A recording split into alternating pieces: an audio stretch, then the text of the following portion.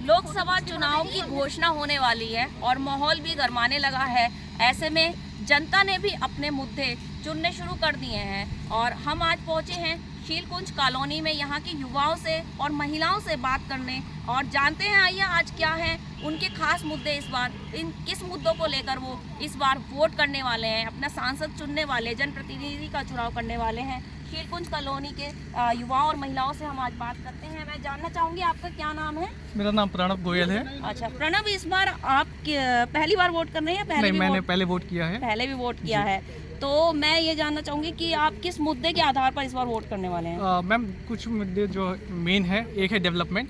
जैसा ये अभी हम देख रहे हैं कि इस समय पूरे इंडिया में जहाँ भी देखें तो डेवलपमेंट हो रहा है, चाहे ब्रिजेस बन रहे हैं, चाहे हाईवे बन रहे हैं।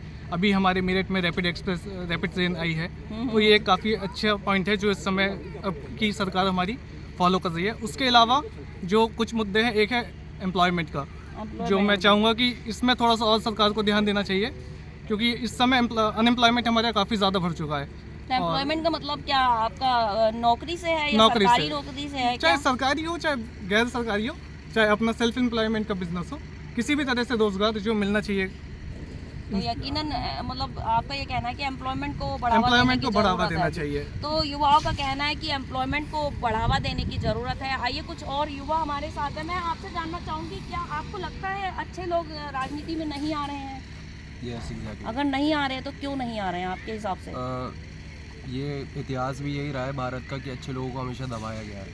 हमेशा बुरे लोगों ने शासन किया है, चाहे वो अकबर रहा हो, उससे पहले शाहजहाँ रहा हो, जहांगीर रहा हो। तो आप भारत के इतिहास के पन्ने उठा के देखें तो हमेशा बुरे ही व्यक्ति ने इस देश पे राज किया है। कभी यहाँ अच्छा आदमी प्रॉस्पर नहीं कर पाया। Like they have never been able to come up as a good person in the society and even if they try to do something good, they are always suppressed down. तो अगर आपको मैं सांसद बना दूं तो आप क्या ऐसा, मतलब कि युवा है, युवा सांसद क्या करेगा एक, अगर मैं मैम, जैसे अभी रिसेंटली मैंने एक इंटरव्यू में देखा कि मोदी जी ने एक स्पीच दी थी, हमारे honourable prime minister said that the education is the way to development. और उसी के थोड़े टाइम बाद, कुछ दिनों बाद बजट आया and they reduce the education budget by 61%। So the politicians that currently exist in this society and in this world are not keeping up their word. मतलब आप एक तरफ कह रहे हो कि एजुकेशन से ही डेवलपमेंट मिलेगा, फिर आप उसका बजट 61% काट दे रहे हो। आप कहते हो कि टेक्नोलॉजी से ही सब कुछ होगा, बट उसके बाद आप R&D को सबसे मिनिमम बजट अलॉट करते हो। तो if I would have been a member of parliament and if I would get chosen, then I would certainly focus into the R&D development section of this country, which is research. Yeah, more than education, I would focus on the technology and research and department of India, because I believe ISRO is very much capable of giving competition to NASA. हम किसी से कम नहीं है। Sir, पार्टियां ऐसे करती हैं कि मुफ्त की रेवड़ी बांटने का दावा करती है, जो भी पार्टी और नेता हो। तो इससे कहीं ना कहीं क्या आपको लगता है मुफ्तखोरी को बढ़ावा मिल रहा है या लोग आलसी होते जा रहे हैं, कुछ ऐसा लगता है? देखो मैम, आलसी तो लोग होंगे क्योंकि उन्हें फ्री में सब चीज़ चाहिए। वो लोग मेहनत करना नहीं चाहते। प्लस हमारे जो कैंडिडेट्स आते हैं वो जब इलेक्शन होता है उससे पहले तो बहुत झूठे वादे कर जाएंगे, फिर जब उनके पास पावर आ जाती है तो वो कुछ काम नहीं करते हैं। मतलब अगर मान लो कोई मुफ्त का देने का वादा कर रहा है, उसे वादा पूरा करे, मतलब मुफ्त का चाहिए? नहीं, वो मुफ्त का नहीं चाहिए। मुफ्त का हमें क्यों चाहिए होगा? जब हमारा सांसद या कोई भी इलेक्टेड पर्सन आएगा वो हमें मुफ्त का नहीं देना चाहिए। मान लो वो आपको कहे कि आप इस क्लास में टॉप कर रहे हो या कर रहे हो, आपको लैपटॉप मिल रहा है या अच्छी वो चीज़ें मिल रही हैं, तो आप नहीं लोगे, मना कर दोगे? ये तो रिवॉर्ड हो गया ना मैम, उसके बदले हमने आउटपुट भी तो दिया है। इलेक्टेड मेंबर वो होना चाहिए ना जो लेवल पे आके काम करे, वो लोगों की समस्याओं को समझे, ना कि वो मुफ्त का नहीं चाहिए आपको, काम करने वाला चाहिए। तो मैं आपसे जानना चाहूँगी, आपको क्या लगता है कि क्या अच्छे लोग राजनीति में आ रहे हैं? मुझे पर्सनली लगता है कि जिस सेक्टर में जिस चीज़, मतलब जिस इंसान की, जिस पर्सन की नीड है, उस सेक्टर में हम लोगों को एक सिलेक्टेड पर्सन दिख रहा है जो आना चाहिए एज अ पॉलिटिशियन। अगर हम स्पोर्ट्स की बात करते हैं, जैसे मैं बहुत स्पोर्ट्स में इन्वॉल्व रहता हूँ, तो अगर हम अनुराग सिंह ठाकुर जी के बारे में बात करते हैं तो वो काफ़ी अच्छे, उनको पता है कि क्रिकेट कैसे चलता है, क्रिकेट कैसे इवॉल्व होता है। और क्रिकेट ही नहीं, बाकी और स्पोर्ट्स अब जैसे इवॉल्व होने लगा है। अगर हम बजट की बात करते हैं तो बजट में भी हम देख रहे हैं कि स्पोर्ट्स सेक्टर को थोड़ा महत्व दिया जा रहा है। और अगर हम मोदी जी की बात करते हैं या फिर हम किसी और बीजेपी कैंडिडेट या कांग्रेस की बात भी करते हैं, तो सिलेक्टेड पर्सन आ रहे हैं जो शायद से इवॉल्व होंगे और हम लोगों को शायद से जेन ज़ी, जो अब नई जनरेशन है, उसको आगे लेके जाएंगे। मैं आपसे जानना चाहूँगी, आपको क्या लगता है जैसे लड़कियों और महिलाओं को लेकर काफ़ी उनके खिलाफ अपराधों को लेकर जो कानून है, क्या वो आपको लगता है पर्याप्त हैं?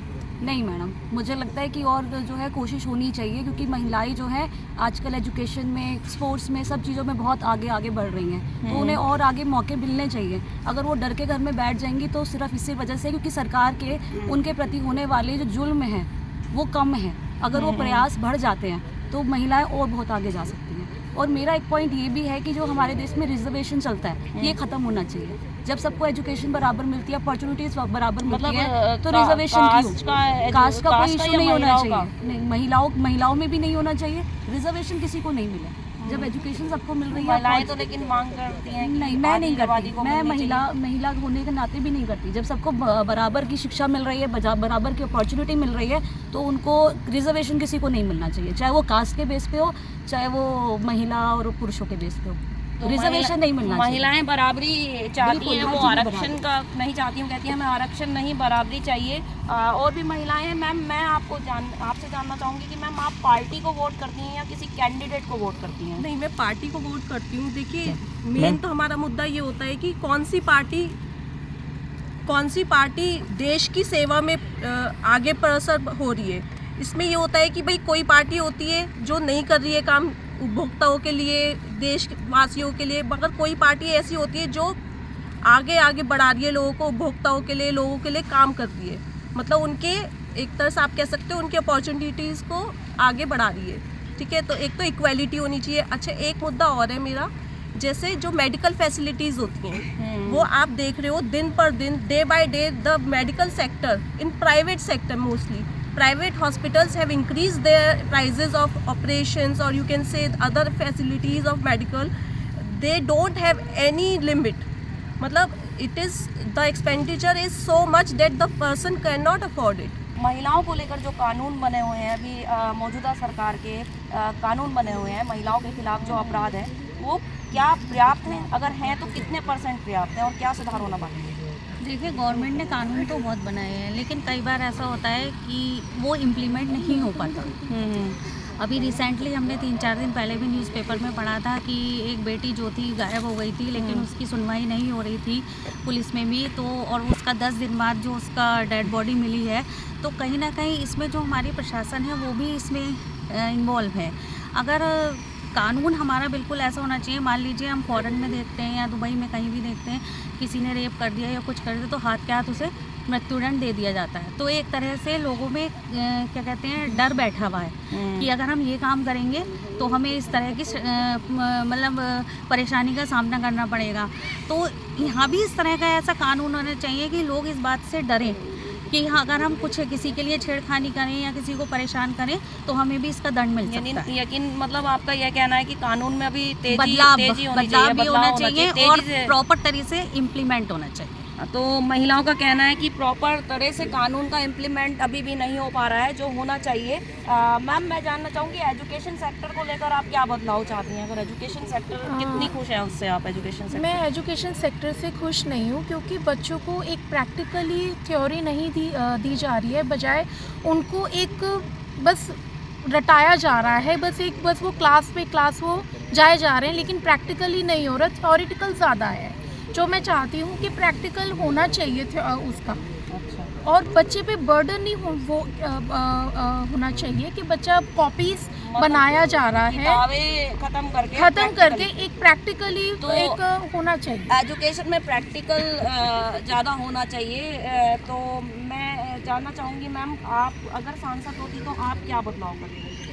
नहीं, अगर मैं सांसद होती तो मैं तो पूरी दुनिया को ही बदल देती। मैं ये चाहती हूँ कि हाँ, कहीं भी कोई दुख ना हो, कोई लेडीज़ हैं, बच्चे हैं, जेंट्स हैं, वो हर तरह से पूरा अपनी लाइफ एंजॉय करें। हर तरह से हर नागरिक अपने घर में क्या पूरे हमारे देश में सुरक्षित हो, कि कहीं भी कोई किसी तरह का वो उनको डर ना रहे कि अगर हम घर से बाहर निकल रहे हैं तो कुछ भी हमारे साथ कुछ मिस हैपनिंग ना हो जाए।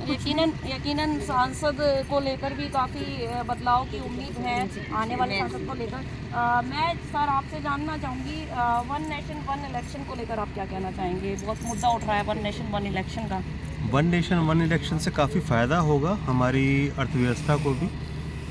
सिंगल इलेक्शन होने से एक तो खर्च बहुत कम होगा, पूरी की पूरी अर्थव्यवस्था पर ही वो जितना भी बोझ हमारे पे पड़ता है वो नहीं पड़ेगा।